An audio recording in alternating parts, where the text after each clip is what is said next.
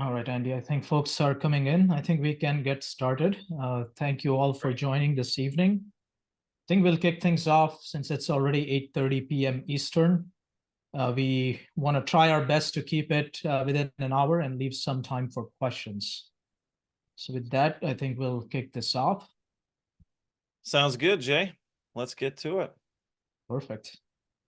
So folks, this is an investment opportunity for a 44-unit apartment complex. The name of the apartment community is Cypress Gardens. This is in the Pleasant Ridge community or neighborhood of Cincinnati. So we will start going through some of the details here, but before we dive in, just a quick disclaimer here. The strategies mentioned in this presentation may not be appropriate for everyone. Other options not mentioned may be more suitable for your specific circumstances. Consult your personal accountants, tax advisors, and/or attorneys to discuss your specific situation. Past performance is not a guarantee of future results. Real estate purchases are subject to investment risks, including the possible loss of amounts invested. While every effort is made to maintain accurate and current information, the possibility of errors and/or updates always exists. And finally, all the information presented in this document is confidential. This presentation may not be shared, photocopied, reproduced, or distributed with others. Also, being a 506B syndication, it's best to keep this presentation confidential. So if you want to share this with any of the people that you know, just check in with us before you do so. All right. So with that being said, we'll dive into the overall summary, starting with really the story about this deal, how we found out about this deal, why do we like it. So essentially, this is like I said, it's 44 units in Pleasant Ridge, a neighborhood of Cincinnati. Pleasant Ridge falls on the Norwood-Silverton growth corridor. This is actually the corridor that is seeing some of the highest growth in all of the city of Cincinnati. This was an off-market deal, a pocket listing that we got from a broker that we have maintained a close relationship with over the last 4 years. The deal was initially brought to us at about $80,000 per door. And after about 8 months of negotiation and back and forth, we went under contract at $73,000 per door. And then after the due diligence, walkthroughs, and inspections, we were able to negotiate that down further to $70,700 per door. Just 8 months, Jay? It only took you 8 months to get that done? Yeah, I mean, it takes patience sometimes, but it's always good to show willingness to walk away. And that's when magic starts to happen, right? But I'm glad that we finally got this under contract because this is a neighborhood that we are eyeing for a long time. We have 2 other assets in this community and roughly about 2 and 2.8 miles away from this property. So we understand this neighborhood quite well. And having those 2 properties in the neighborhood also gives us some economies of scale in this general area. Additionally, 34 out of 44 units are already renovated to some extent, either full or partial renovations. Now, some people may ask, does that leave enough meat on the bone?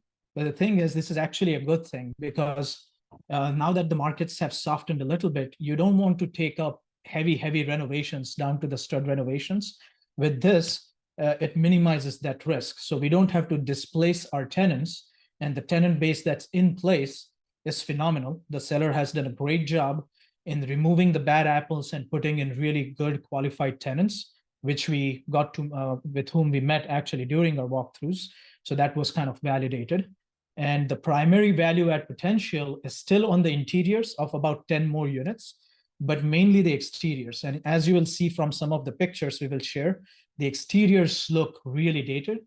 And once the exteriors are spruced up, we rebrand the property, and that's going to increase the projected rents and bring even more interest in terms of tenants to the property.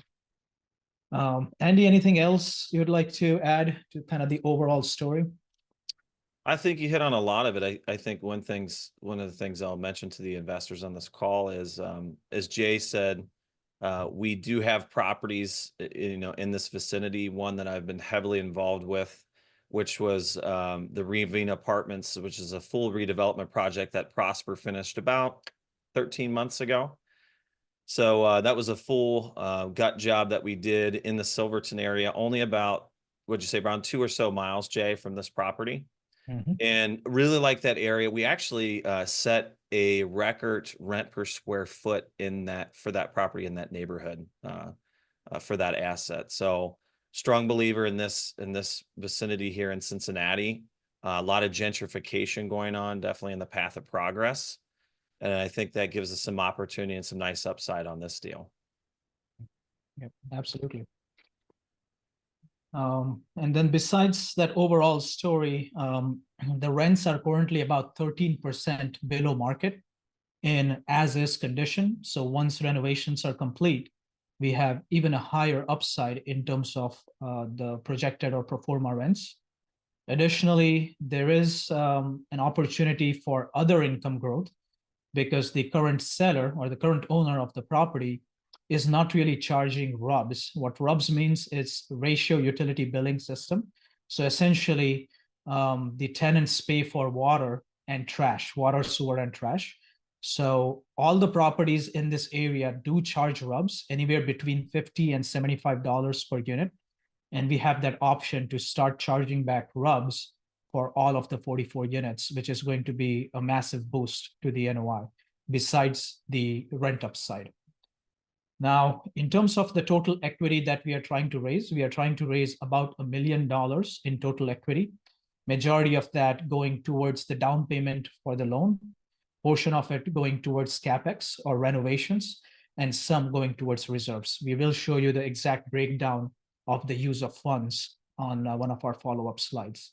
Investors will own 70% equity position in the deal, and the general partners or the sponsors will own 30% equity interest.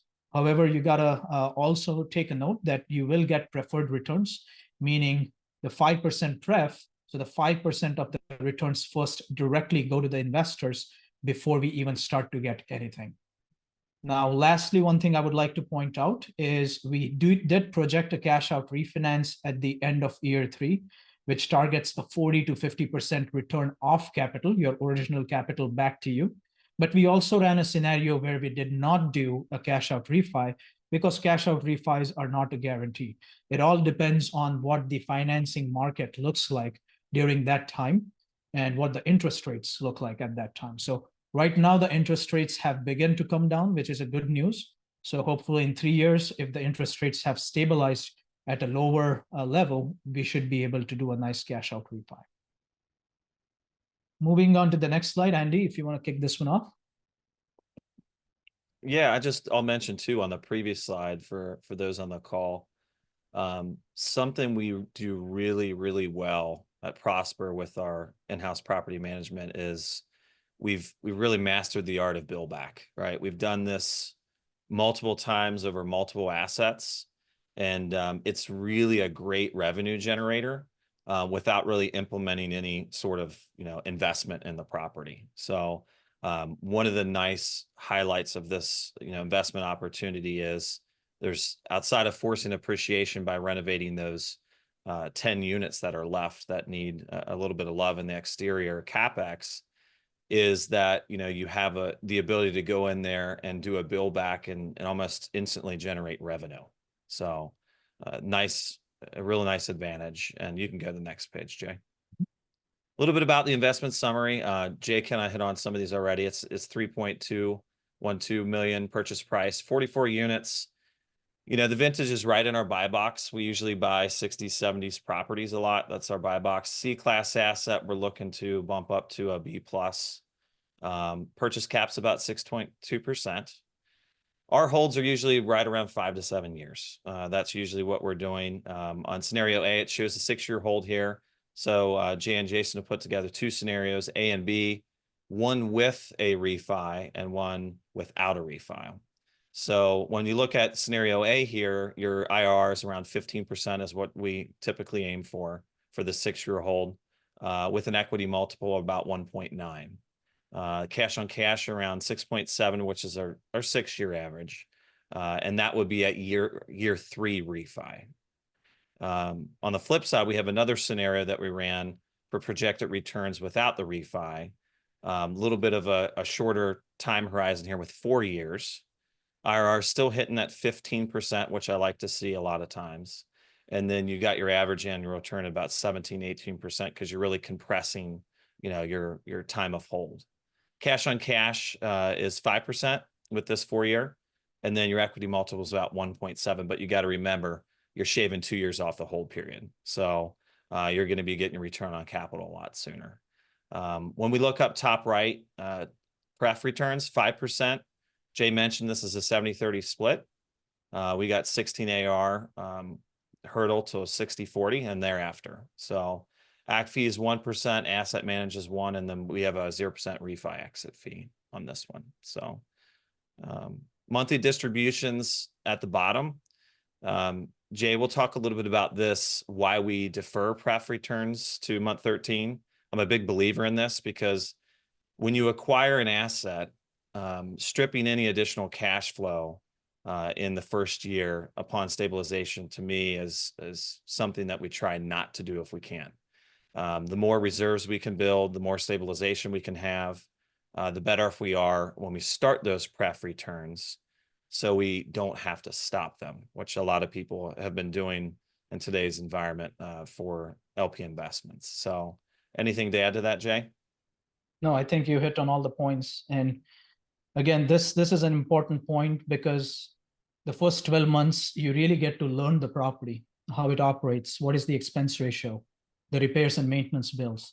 So once you truly get an understanding of how the property operates, that's a good time to start distributions. Because if you start a little too soon, sure, everybody gets excited, but then if a surprise expense hits the property, then you have to stop the distributions, which is always disappointing. So, which is why we've taken an approach of being a little bit patient, keeping the property cash rich, at least in the first 12 months, and having really good reserves. That way we truly understand the property before we start sending the money out. The other thing, Andy, that you already touched upon is the fees. Some of you, probably this is your first investment, but folks who have invested in syndications before, this is way below average in terms of fees. So our intent as operators is not to get rich off of fees. And again, fees rob the property off of cash flow, which is why we have kept our fees to a bare minimum, which is a lot lower than industry standard of typically about 3% in acquisition and asset management, and at least 1 to 2% in refi exit fees. And it's mainly for that reason, to help with cash flow for the property. I'll just add too, when you talk about delaying pref returns to month 13, I always like to say that first year, you're always dealing with all the previous owner's bad decisions. And that's really the value proposition and this type of model of value add commercial residential investing. So that first year is really important to tread wisely. Absolutely. I see a hand raised. So any questions that you guys have, you can put them in the Q&A box, and then we'll unmute everyone at the end of the presentation for Q&A. One point I see, Harshad, thanks for that note. Pref return 5%, what that means is 5% is returned to investors before we get any split. So that's the definition of pref. So for example, if the property cash flows 7% one of the years, the first 5% goes directly to investors, and the remainder 2% gets split 70-30. So even that remainder 2%, 70% of it goes back to investors, and then 30% of that 2% goes to us as sponsors. Also, the pref return will be accrued. So for the first couple of years, the property does not cash flow heavily, but all of your pref returns are accrued, and we do catch up on that pref returns at any of the capital events, either at refi or at exit. So yeah, thanks for that shout out, Harshad. And then moving on to some of the exterior pictures of the property. So these are honestly the best pictures that we could get, because clearly the property needs some work, and we like properties that need some work, and exterior renovations are relatively easier. The reason I say that is because you don't have to displace the tenants. The tenants can continue to live in the apartments, they can continue to pay the rents, so your cash flow doesn't get hit hard while you're renovating, and you can do the renovations without much of notice, and you can get it done fast. As an example, one of our most recent acquisitions that we made in April of this year, we have already completed all of the exterior renovations and 7 units renovated in just 4 short months. And that's really the power of exterior renovations. You can knock them out really fast. And that's the majority of the value add opportunity that we have in this deal. Overall, it's a nice, clean property, just a little dated. And then I'll walk you guys through the CapEx plan as well, so you all will understand exactly what we are planning to do with this property. These are some of the interior pictures as the property stands today. So about 10 units are dated or in classic condition, so non-renovated units. They're not bad, they're not messy or unclean. Overall, most of the units were pretty clean and well kept. They're just a little dated. 24 units have been renovated to some extent. So new flooring, new paint, overall cleanup, maybe new vanities in some units. So they are upgraded to a bit more modern standards, but they're not premium by any means. And there are about 10 units that have been upgraded to more of a premium standard. So new cabinets, new countertops, new appliances. So all of that, the entire package. So our goal is to take the remainder of the 10. So essentially these 10 units that are in classic condition, take those 10 as they come available and convert them and renovate them into a nice premium quality renovation. And of course, how much money we spend on those renovations, although we do have a budget set aside, continuous renovation will depend on the ROI that we are generating on renovations. So for example, if we renovate 2 more units to premium standards, and if we realize that we are not getting a great ROI on premium renovations, we might end up doing mid-grade renovations. So the rent projections that we have in our pro forma are actually based on just midterm renovations, just so that you all know.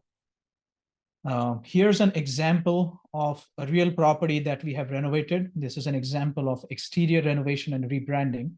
So this is what the property looked like when we bought it, very much a 70s product. And after we replaced all the windows, roofs, gutters, downspouts, exterior painting, new signage, it looks like a completely different property. It doesn't look like a Class A brand new construction property, but definitely gets to that B class of property. And we like to take C-class properties and convert them to B-class. Reason being, in a recession, folks move into B-class properties from A-class properties because they can't afford to pay $2,500 in rent. And now they want to move to properties with $1,000 to $1,200 in rents.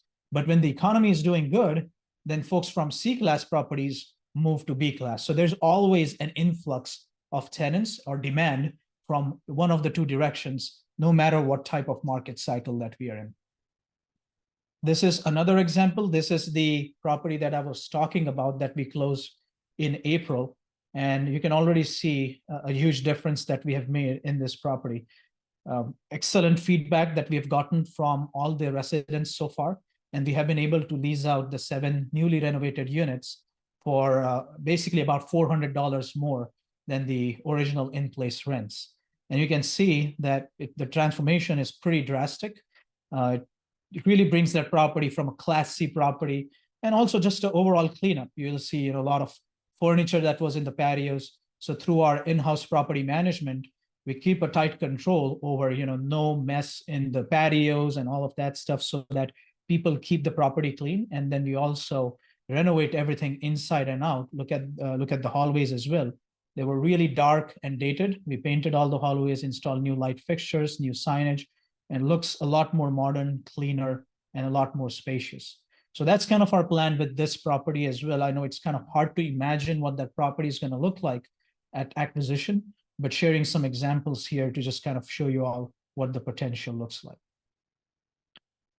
Here are some pictures of interior renovations we have done, and we have done hundreds on an annual basis. We do all the renovations in-house, so we have in-house construction management. And having in-house construction management and property management gives us a more tighter control over all of operations and helps us maintain a lower expense ratio.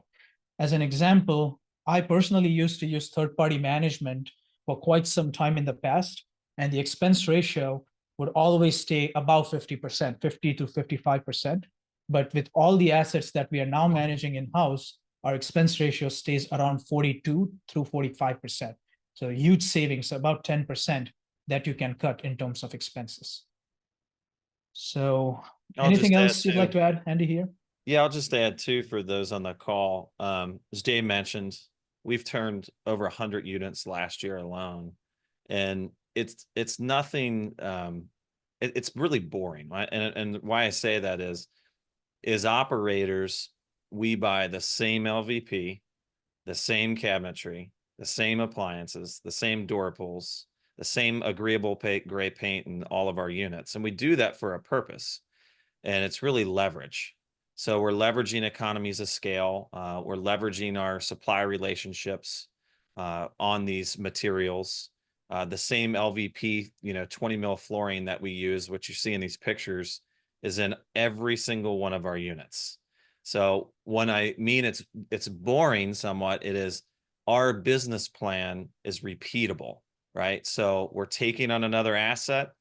We have full vertical integration, as Jay said, gives you a lot more control over the whole period and really allows you to do the one thing that's very, very, very important in commercial multifamily, and that's controlling your overhead costs, as Jay said. So it's a boring procedure when you've done it, dozens and dozens and dozens of times, but when it yields, great results, it's replicatable over each one of these assets that we acquire. So those that are somewhat experienced would understand some of those on the call that maybe are new to investing. Just know that it gives us great leverage in order to go into force appreciation on a property by using and leveraging these supplier relationships that we have and have done this multiple times. So Awesome. Moving on to some of our following slides. So here we have some rent survey. So what is rent survey for especially folks who are new? Basically, we are showing our in-place rents for the property that we are buying. And where are the rent comps, meaning neighboring properties in that area? What are they charging for rents?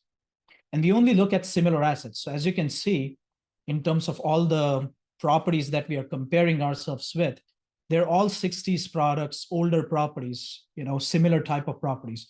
So we are not comparing with brand new construction to say that, oh, they're charging 2,500 and we are only in-place rents are only 800. So we are trying to do a fair comparison. A lot of this data comes from CoStar, which is one of the most reputable source of data. So as you can see across the one bedrooms, 1.26, 1.58, this is basically the rent per square foot. So this is kind of the rent per square foot across all the properties. And the average is 1.51, while this property currently sits at 1.29 per square foot in rents. So there's a pretty decent delta that we can catch up to post renovations. Similarly, for two bedrooms, the average of all the rent comps is 1.5. And the current average for this property that we are buying is 1.17 per square foot. Again, pretty significant delta that we can catch up to increase the rents. And then addition to rents, of course, there's that other income that we spoke about as well. Now, to summarize this, how do the in-place rents look like versus our pro forma? So these are the current rents for average current rents for one bedroom and two bedroom apartments, which comes down to 1.29 and 1.17 respectively, as we saw on the previous slide, an average of 1.27 across the property. And our pro forma after renovations, meaning what we are projecting after we put in the money and beautify the property, is actually 1.45. So you'll realize that our pro forma of 1.45 is still lower than average of what our competition is charging. So essentially, that means that we are still offering a really competitive price even after renovations, thus attracting more people to this property. So we are still priced very well in the market after renovations, which translates to roughly about an average of 13% rent increase after renovations. Now, the additional value add or upside is one we spoke about, which was RUBS. We plan to charge $50 a month per unit on the RUBS, which is water, sewer, and trash. So all the properties that we looked at, all the rent comps, they all charge RUBS between $50 and $75. The other aspect of value add or income upside is pet fees. almost all properties throughout the US charge pet fees. The current owner also charges pet fees. It's just that the pets are unaccounted for. So they are charging pet fees for roughly about 8 to 9 pets.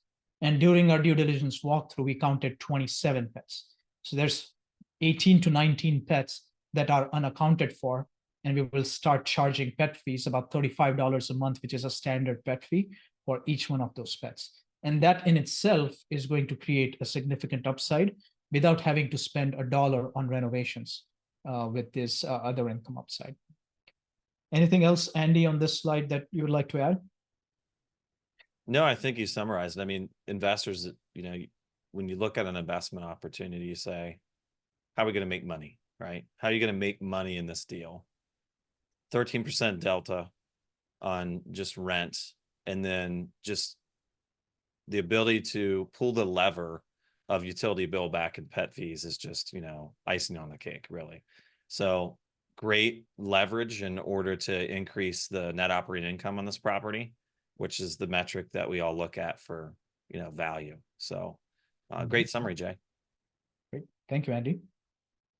Now we'll dive into the financials. So one of the questions actually we had was, can you please give a split of approximate returns for 100K in investment? So this is exactly that slide. We will walk you through both the scenarios, refi end of year 3 and without a refi end of year 4 sale. So this is that scenario 1 where we are projecting a refi end of year 3. So this is your original 100K invested in the deal that stays in the deal throughout the course of the deal. So throughout 6 years, but you'll see that it drops down because of the refi to after year 4 onwards. This is the member cash flow. The cash flow comes directly from the rent collections. So year 1, it's a little lower, of course, because the in-place rents are lower. Year 2, it drops down further, and that's because our interest-only payment period ends, thus increasing our mortgage, or principal payments, if you will. And that's why it drops a little bit. Year 3, it goes back up because now we have created enough value and increased the rents. It continues to go up until year 6. And we do catch up. So all the accrued pref returns of 5% are caught up over the following years. So on an average, you should expect at least a 5% cash on cash. We are projecting close to 7, but at least 5% pref in terms of cash on cash returns.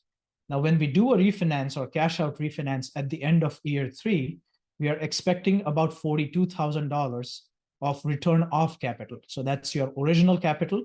Portion of that would be returned back to you. Also, just FYI, cash out refinances are non-taxable. So this amount is non-taxable at refi. Return of member capital at sale. This is basically the balance of your 57,772.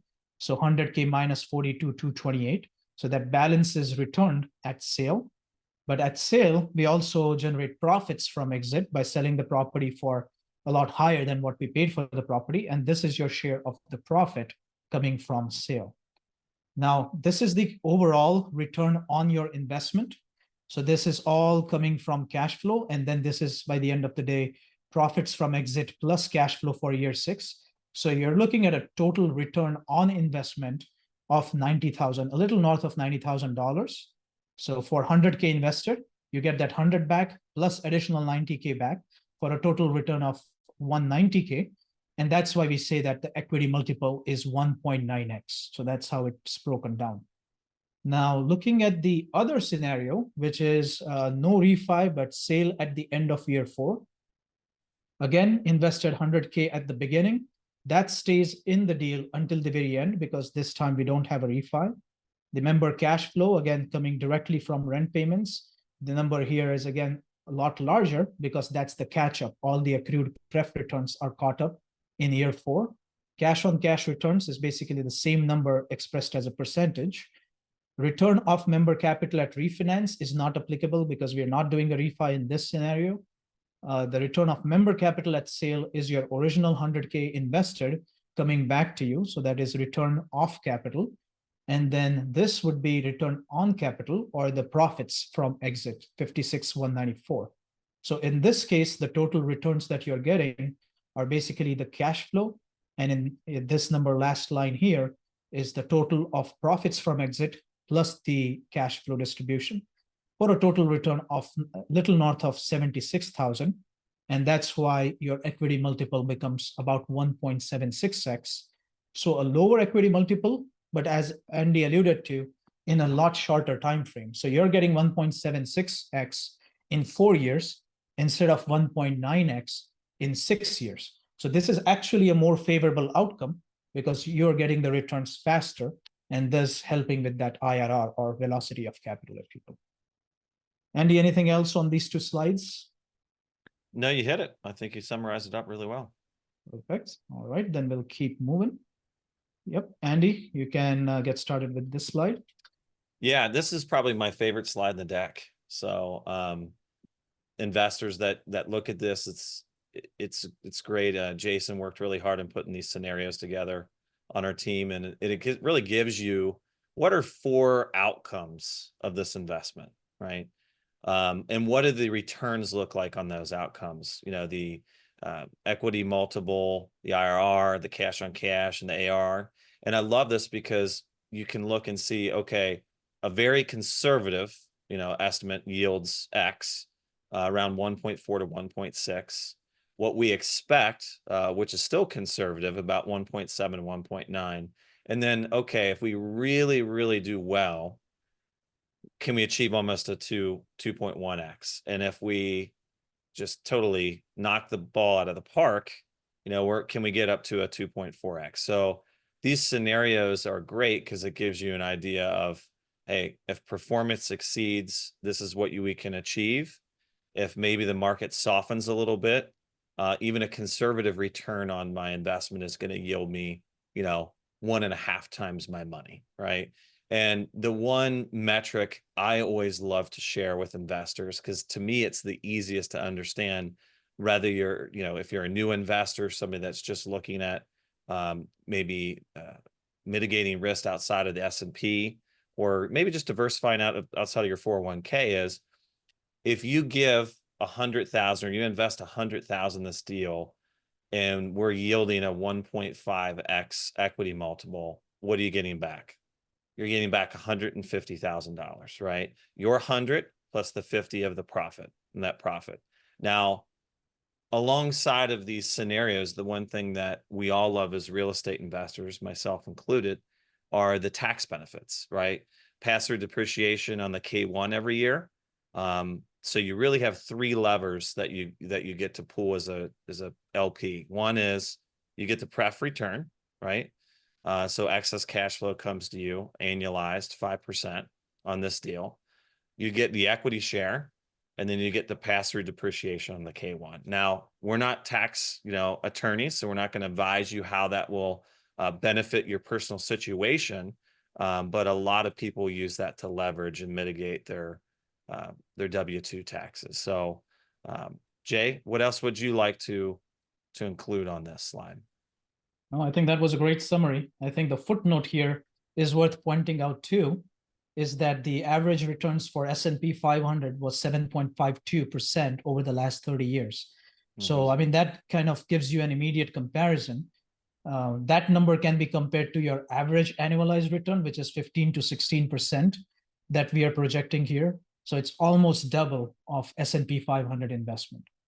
And then, Andy, you mentioned about the conservative underwriting, right? So these numbers are basically the inputs, or what we have assumed, because everybody says they underwrite conservatively, but what does that really mean?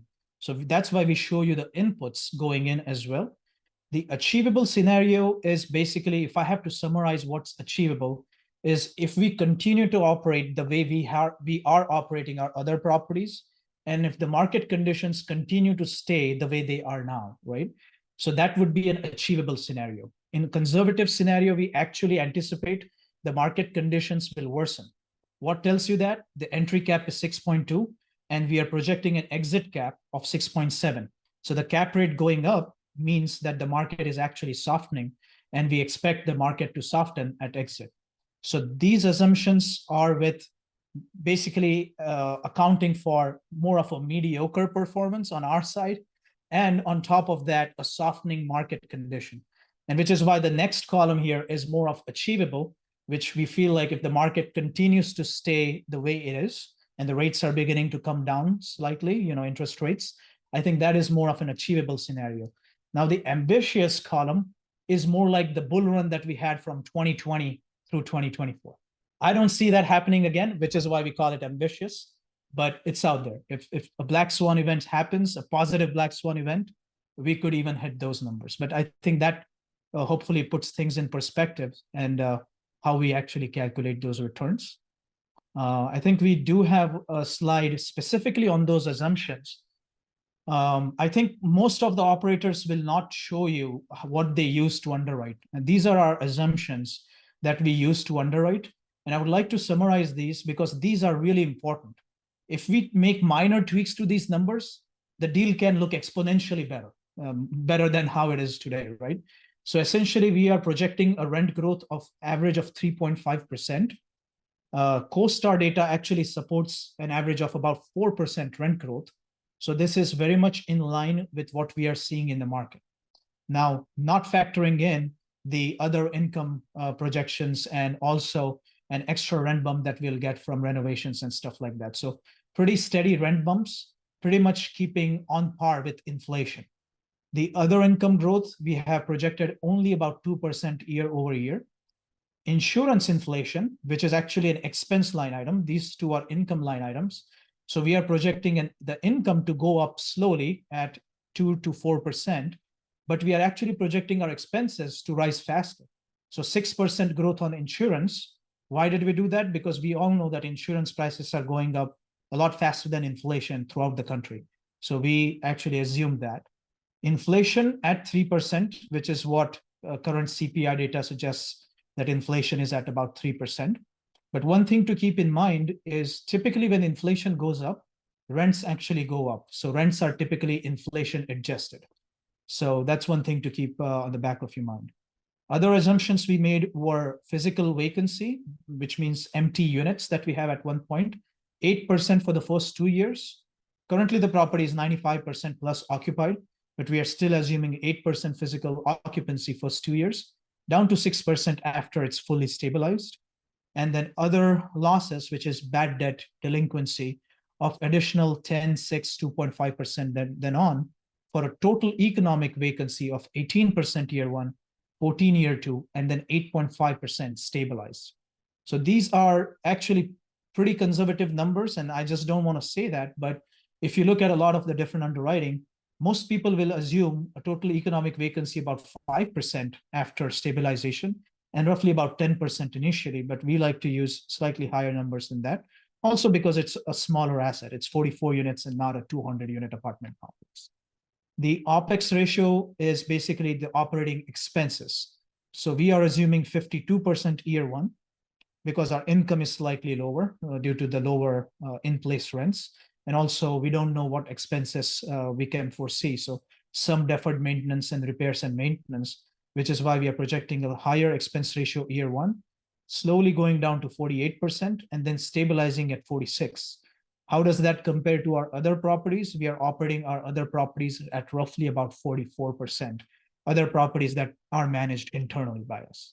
So again, we are assuming a slightly higher expense ratio than what we are currently seeing across our portfolio. So with that being said, I think we'll move on to financing. So these are the financing terms. Of course, these terms are not set in stone. We have received an initial term sheet. So this is subject to change, but the terms that we have received are 6.5% rate of interest. The term is for 25 years, amortizing over 25 years as well. The interest only period is the first 12 months. Prepayment penalty is 3-1, meaning 3% prepay in year one, 2% in year two, and 1% in year three, which is why we projected an end of year three refi that we don't have to hopefully pay that prepayment penalty. Additionally, we are also trying to negotiate on that prepayment penalty. Loan balance or LTC, loan to cost. What loan to cost means is basically that leverage is towards the purchase of the property, but also towards the construction budget. And the total of that would be 2.682 million. And that's our total leverage, which is about 75% loan to cost or 75% leverage. Construction line of credit would be 273,000, a little north of that. And that would be the portion of construction budget that would be funded by the lender. Now, with all of those numbers, what does our going in DSCR look like? It is 1.2x. DSCR basically means debt service coverage ratio. And what that means is basically the income that property generates, how much of the debt can the income actually support? So our income is 1.2x the debt coverage. So the lenders typically require at least about 1.2x. So we kind of meet that criteria as well. So what are our projected terms for refi? So we don't know, nobody knows where the interest rates are going to be at the end of year 3. But the thing is, we have already seen agency interest rates at 5.5 or even sub 5.5%, and we are assuming a 6% refi interest rate. So we are actually assuming that the rates will go back again at the end of year 3 for refi. These terms are agency, which means it's Freddie and Fannie loan, not local bank, and the loan terms or interest rate typically is lower with agency debt. The term usually is 5, 7, or 10 years. So we will make that decision at the time. If you want to take a 5, 7, or 10-year loan, most likely it would be 5 because we don't plan to hold the property for over 10 years. Interest-only period usually is no for a stabilized property. Amortization, that loan agency debt amortizes over 30 years. And the loan to value typically for agency debt is 65 to 70%, even for a stabilized asset. So those are our overall financing assumptions. Anything else you would like to add on this slide, Andy, in terms of financing? I'll just highlight for some of the investors that might be new, the importance of an interest-only period right after acquisition. You see on the third line there, it says interest only 12 months. The bank gives us the ability just to pay interest and no principal, which is hugely advantageous because, as we mentioned before, after acquisition, you're dealing with all the previous owner's bad decisions. So you're going through a stabilization period. Sometimes you'll have turnover. So it's very, very important as operators to conserve cash. And that's another way that we're able to do so by just paying interest that first 12 months. Usually we can get to a pretty comfortable period in about month 8 to month 9 after acquisition, and in my experience and the other assets that we've owned. So it gives us plenty of time to get comfortable, to really, really push and implement our business plan. So Jay, that's all I wanted to mention, was the importance of that IO period for those that might be newer to investing. Awesome. Thank you, Andy. And I think we also answered one of the questions about how much do the rates have to drop for a refi. I think we answered that question on this slide. So we are actually projecting a rate increase, not a rate drop. So currently 5.5 for agency, and we underwrote for 6% interest rate at refi. So I think after that, we have a slide on capital sources and capital uses. So capital sources, the loan from the bank, about 2.4 million. Construction line of credit, which is the portion of the CapEx funded by the bank, about 273. Equity contribution, which is the contribution from investors, about 983K. So we are raising a flat $1 million for this deal, total equity raised. So total sources would be about 3.665 million, 3.666 million, let's say. So that's the total sources of capital. Now, how that capital is going to be used? 3.212 million is the purchase price. CapEx budget, including reserves and buffer, is 364K. Operating reserves is 95K, which is about 5 months of PT. PT stands for principal, interest, taxes, and insurance. So 5 months of basically all operations, operating expenses, we keep that in a reserve. Estimated closing cost, about 62,000. Hopefully that closing cost would be lower than that, but we like to assume a little bit more. Acquisition fee coming to the sponsors, about 32,000, which is 1%. Seller credit, this is the seller credit that we negotiated. So the seller is going to give back 100K towards repairs at closing, which is why that purchase price comes down to 70,700 per door. So that we will get at closing. And a sum of that is 3.665 million, which perfectly aligns with the sources of capital. Andy, anything else you'd like to add on this slide? Anything I've missed? That's a nice seller credit you got there, Jay. Yeah, we are thankful we were able to get that. Of course, you always ask for more, so we asked for 200, but I'm glad we got that 100. So I think that should also help out quite a bit towards that capex, because Right. now I think one of the upcoming slides is actually capex, and I'll also talk through how some of that seller credit is going to be used towards capex. I think it's actually a little bit more, honestly, than what we truly needed, which is a positive.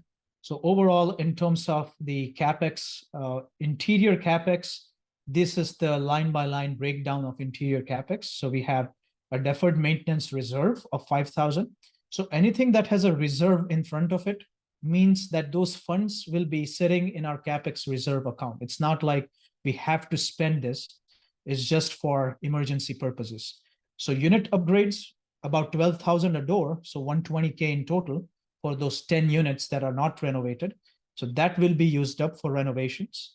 Wall-in AC units, so 38 out of 44 units actually have through-the-wall AC units. And we love those because they are cheap. They're very cheap to replace, $500 a piece. And we have kept $9,000 just if we have to replace a few. When we did the due diligence walkthrough, they were all operational, so we don't expect we would have to replace them, at least soon. But we have $9,000 for 18 units to be replaced, set aside in our capex budget. Water heaters, same thing. Almost all but 3 water heaters are basically brand new. So if we have to replace those 3, we have 9,000 set aside, but they are all functional. So we may not have to replace those for the first 1, 2, 3 years. So we will wait until they completely die, but we have that reserve set aside. HVAC, this is central AC units, and that's for the remainder of the 6 units. They're all functional, but we do have 14,000 set aside just in case we have to replace a couple of them. So these 4 line items are really reserves, and only this line item is going to be a true expenditure after we close. So that total is 165K. Now, the exterior capex breakdown, that's broken down into deferred maintenance reserve again for about 10,000.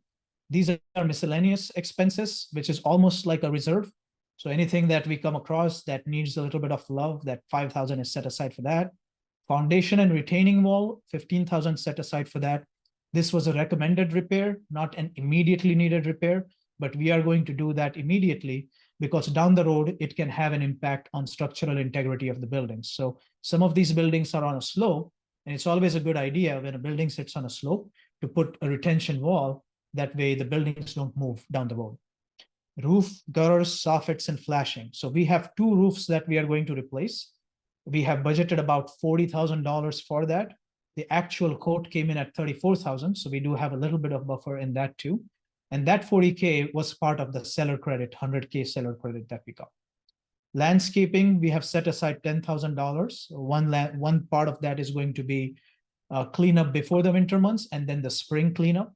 That way we keep the grounds really nice and clear. Rebranding or signage. The signage right now is very dated looking. So we will be rebranding this property. We are going to call it something else and not Cypress Gardens.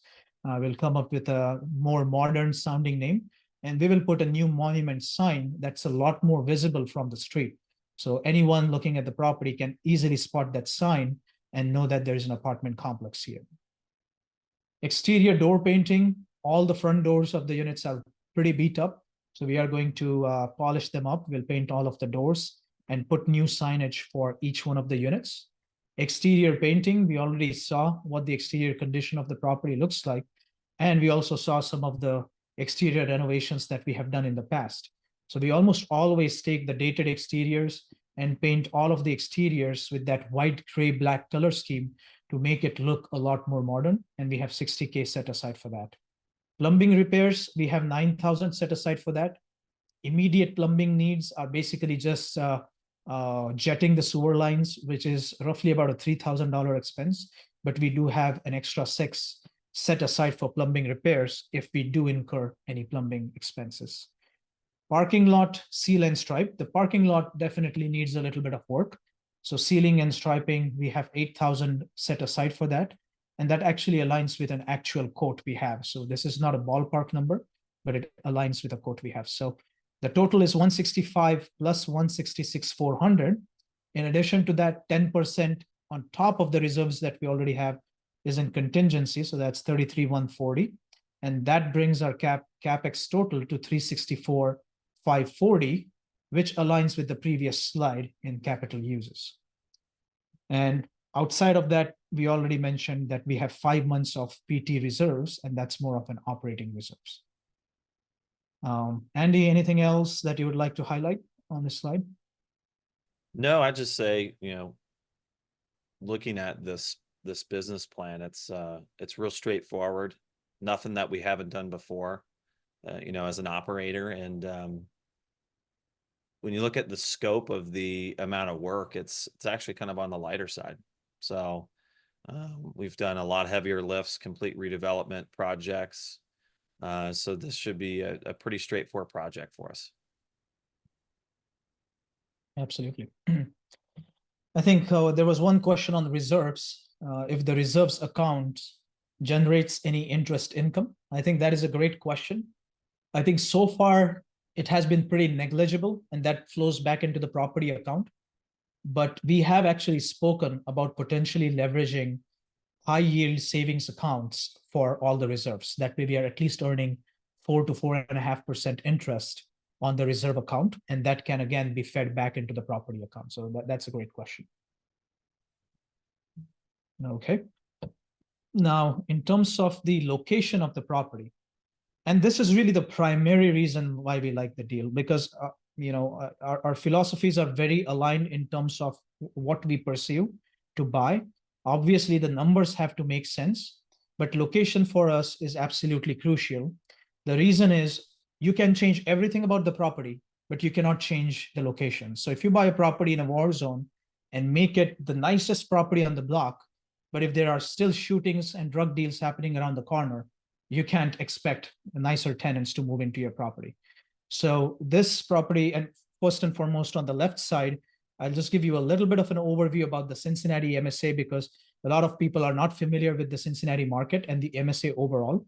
Cincinnati MSA actually spans across 3 state lines. So this portion here in dark blue is in Ohio.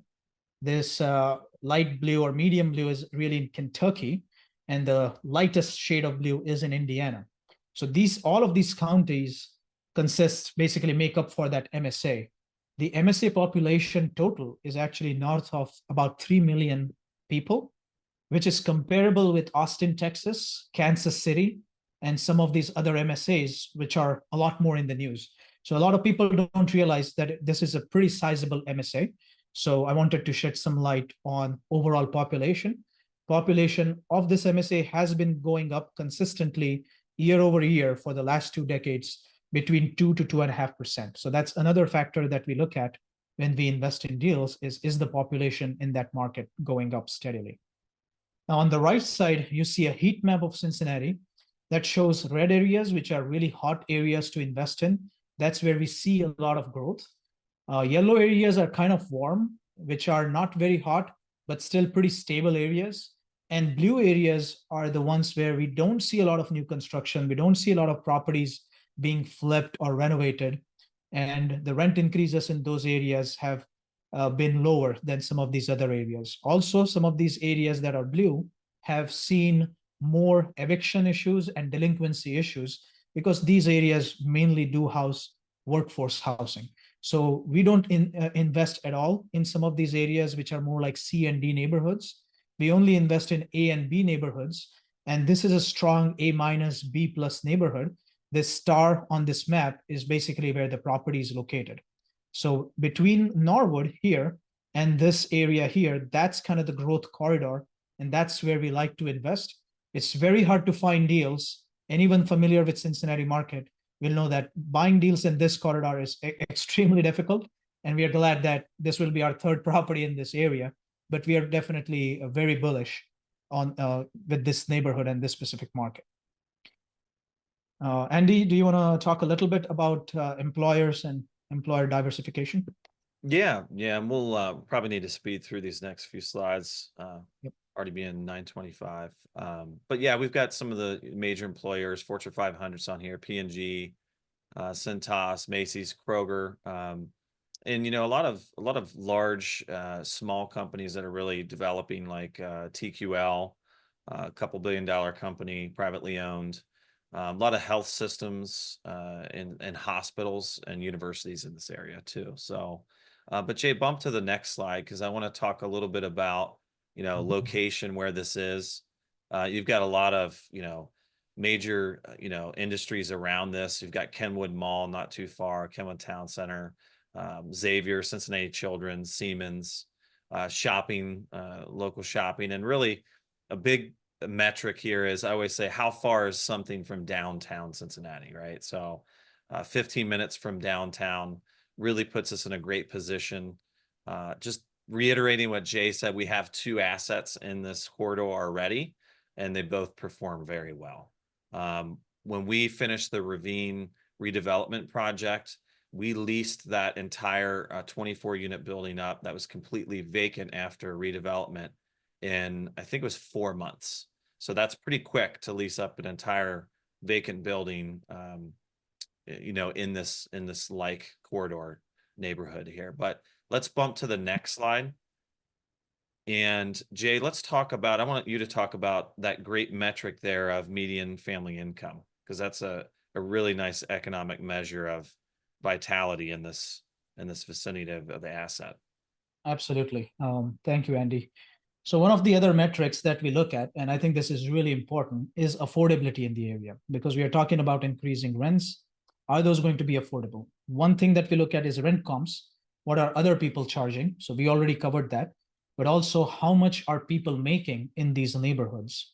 So this is actually 2024 data from Census Bureau, FFIEC, and the median family income in Pleasant Ridge, so this red dot is where the property is located, is $130,000.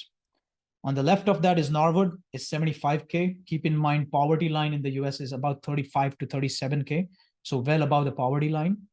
Kennedy Heights to the right, and when I speak about this growth corridor that we've been referring to, it's that corridor going from Norwood, Pleasant Ridge, Kennedy Heights, Silverton, all the way to Kenwood.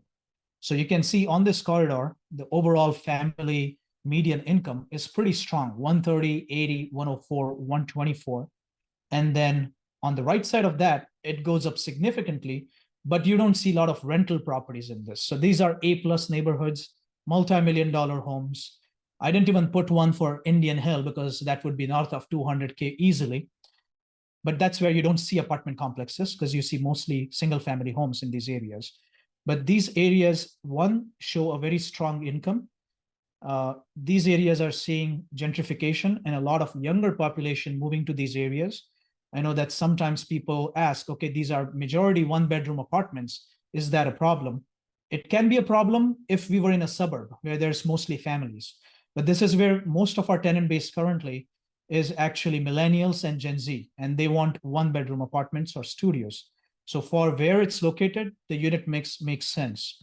And also one of the things that Andy touched upon were the 2 shopping malls. So there's one here in Kenwood, Kenwood Town Center, and then there's one here called Rookwood. And these are the only 2 malls in all of Cincinnati that are thriving.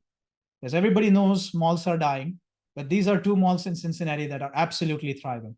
So that also says something. There is population in this area that can afford to shop in some of these upscale malls as well. So I think this is really an important slide, and this is one of the major metrics that we look at before investing in a neighborhood.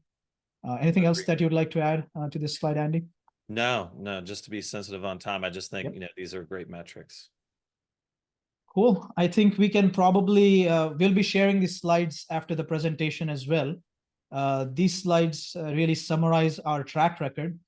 And I don't want to tout our horns too much, but basically we've done many deals, 20+ deals, 5 full cycle deals, an average ROI of 20+% and IRR of 19+% on the full cycle deals that we have done. And we have basically outperformed on every single exit that we have had so far. Of course, the current market cycle has posed some challenges, but that only means that we continue to operate those properties and continue to hold and exit those properties when the market recovers. So anything else that you would like to add, Andy, to, I know the numbers, there's a lot of numbers on this slide, but anything else that you would like to add? I'd just like to say, buying right is important. Buying at a good cost basis is obviously important. You know, location is important. But one of the things that I'm a true believer in is, you know, you can buy a great deal in a great location with a great business plan. But if you don't have the right team to implement the business plan, a team like ours that's vertically integrated, it's all for naught, right? And we've done this. We've done dozens and dozens of unit turns. We really fine tune our property management. And one of the key things I'd say to any of the investors on this call is, regardless of if you invest with us or not, do yourself a favor and understand, with those who you choose to invest with, ask this one question to yourself. Can the team that's behind these deals, do they have in-house property management, construction management, and asset management? And can they execute the business plan? And how are they going to do it, right? Because we pride ourselves on, you know, better control, more control over the hold period, because we control these things. We control property management. We control lowering the expense ratio. So I just would really say, outside of this deal on the slide, is for the investors, just educate yourself on the operators and really how are they going to be successful turning your capital investment into more money for you. Absolutely. Great. So here's an overall timeline for this project. We got the project under contract on the 17th of August. We finished all the physical inspections on 1st of September. Due diligence, which is all the documents, lease reviews, financial audit, that was completed by 16th. And we are doing this webinar today on the 25th. The deadline to submit your soft commitments is 7th of October. And then we are expecting the funds to be wired by 18th of October, I believe, which is a Friday. That way we know that we have the capital needed to close the deal by early November. So we have one 15-day extension. If there is any delay from the lender, we might use that extension, but tentative projected closing date is 4th of November. So that's the high-level timeline. I think that's a little bit about us. I don't know, Andy, if you want to dive into this, but we will be sharing the slides. So no, I think people can see this on the slide. I will mention, if you want to bump to the next one, there was a question about what's the minimum investment. It's $100,000 for this deal, and I wanted to say that we already have soft commitments coming in before the webinar, and we fully expect to be oversubscribed on this one, since it's only a raise of $1 million. So, Jay, anything else you got? I think the only last comment I wanted to make was that there is a lot of fear in the market right now, and I wanted to address this. Is this a good time to invest, especially in real estate and in multifamily?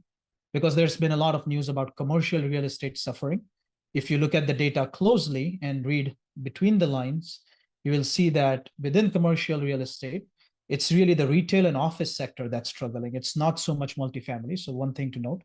But overall, there are 4 factors that we look at in terms of if you have to make an economic commentary. What can put you under? One is overpaying for the property. So if you overpay for the property, nothing really can save you, which is why it's important to buy the property at the right price, at a discounted price, which we are able to do here. The other aspect is operations, which we already talked about.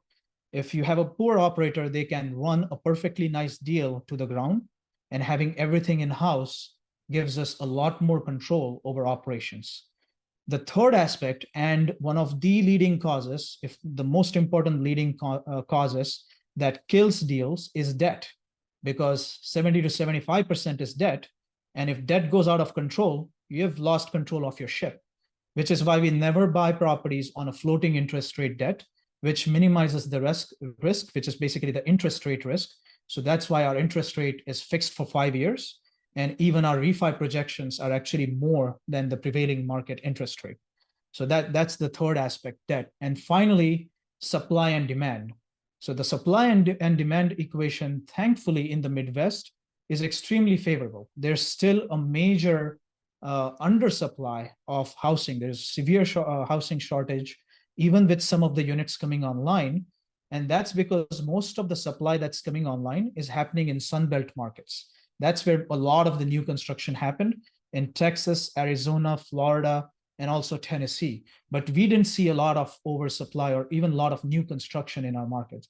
So I think those four factors are important to consider if you want to really know that, is it a good time to buy? Is it a good deal? And is it a good market? So just wanted to close it out by that commentary, but I think we'll open it up for questions.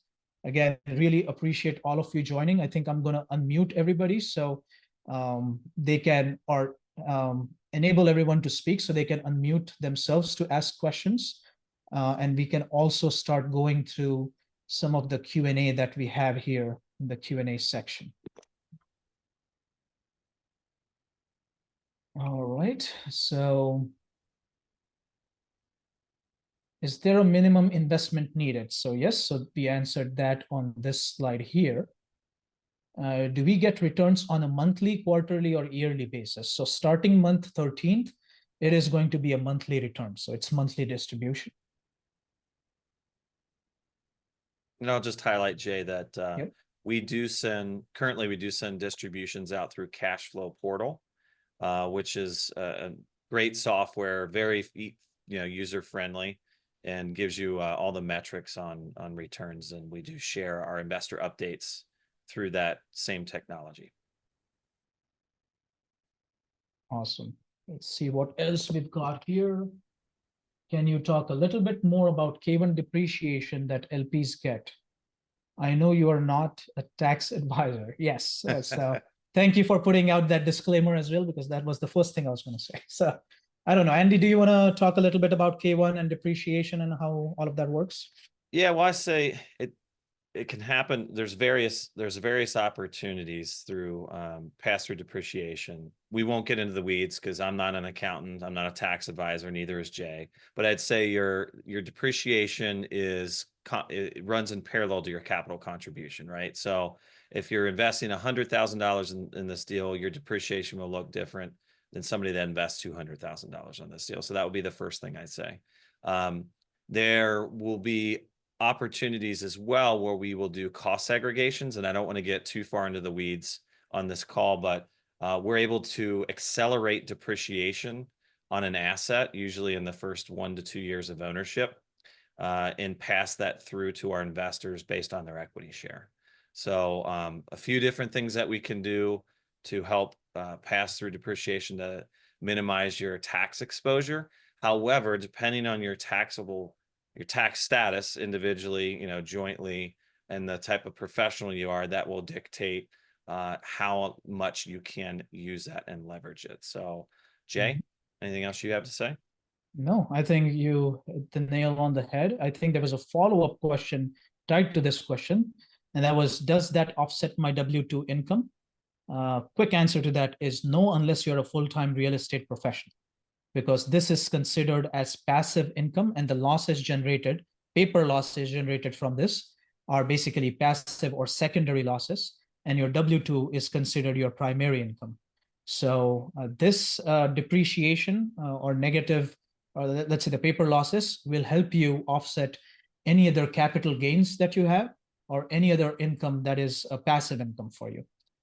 So I hope that answers that question. I missed one question here. Can you clarify how is the profit of 57K arrived at year 4 or 6 in the previous slide? So of course there's, maybe I can take a stab at it, Andy, but please chime in, because the thing is, there's a big calculation behind that, right? We have our underwriting model that drives that calculation. And the factors that go into that calculation, let me see if I can pull up that slide real quick. Yeah, the factors that go into that calculation, if I have to backtrack, this profit is based on our target exit price, right? And how is our target exit price calculated? It's based on how we are going to grow our NOI, or net operating income. The net operating income grows by increasing the rents, adding value to the property, and cutting down our expenses. So income minus expenses is your NOI. So it's based on the NOI going up, and then it's also based on the market cap rate. So the cap rate cannot be controlled by us. It is market dependent, which is why we put down the cap rate assumption, that we are assuming that at sale, our cap rate is going to be 6.7. So your NOI divided by the cap rate, market cap rate, gives you the sales price. So whatever the property is generating in terms of NOI at the end of year 4 or at the end of year 6, divided by the market cap rate, is going to be our target sales price. And the profit generated from the sale is really coming from that target sales price. Andy, anything else that you would like to add? I know it's That was right on the money. No, perfect. that was Awesome. it. And if you have more questions about this, Senthil, feel free to reach out to us, and we can also share a little bit more about how that number exactly is calculated. So happy to dive deeper into that as well. Heat map question: who comes up with a heat map? So that heat map, that was one of our location slides. Sunny, I actually put this together myself in Google Maps, but the data that was used to put this together was crime data, rent increase year over year for the last 10 years, population growth, and also amount of new inventory coming to that market, new units under construction. So between all of those metrics, and how can I forget the median household income? So those 5 things collectively were looked into to create this heat map. But I wish there was a source where I could download this. That would have made my life a lot easier.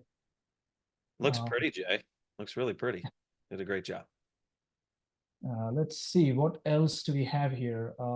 I can answer when you say in-house property construction management, are they on your W-2? Yes, we have a blend of both W-2 employees that are full-time, project management, construction management. We have full-time maintenance techs, full-time leasing, and we also have a vast majority of 1099s too that help out alongside of our W-2 employees. Hope that answers it. So. Any deposit paid to get into contract? Yes, the earnest money deposit was put down. About 1% of the contract amount was the earnest money deposit that was put down. A lot of great questions. So I think we got more questions out of this group than we have over many other webinars we've done, Jay. So yep, lively group here.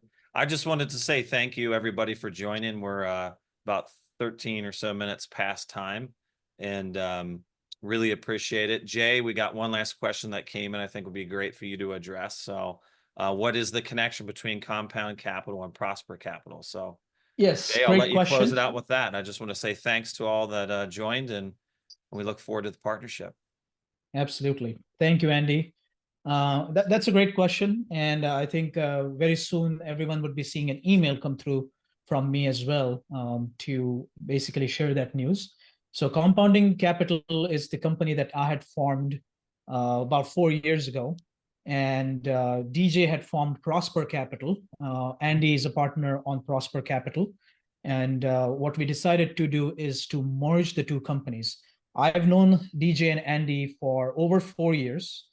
And we realized that we were chasing the same deals. We were talking to the same brokers, to the same lenders. And it just made sense to collaborate instead of competing. Also, personally for me, I was using third-party management. And now by merging with Prosper, we are able to bring in property management in-house, which gives us greater control over operations. And also collectively, our portfolio has basically doubled, which also gives us more economies of scale to manage the portfolio better, to make more strategic hires. So overall, that's turned out to be a win-win scenario for us. And this is not our first rodeo working together. This will be our 5th deal that we will be doing together. So overall, it's been a phenomenal partnership. And I think here in the next month or so, that communication should go out to everyone as well about the merger. So hopefully that answers the question. But I think with that, I would also really love to just thank you all on a weekday evening. I know it's pretty late. It's 9:30, 9:45 already. So thank you all for joining. If there are any additional questions, our Calendly links, our emails and phone numbers are here. Please feel free to ping us. We are more than happy to dive into the details or answer any questions that you may have, especially questions around, can I invest as a 401k as a part of the IRA? I think those are some of the more common questions as well. So we are more than happy to dive into the details and answer any of the questions you have. So thank you all so much and have a great evening. We will be sharing the slides and recording by tomorrow. Thank you all. Appreciate your time.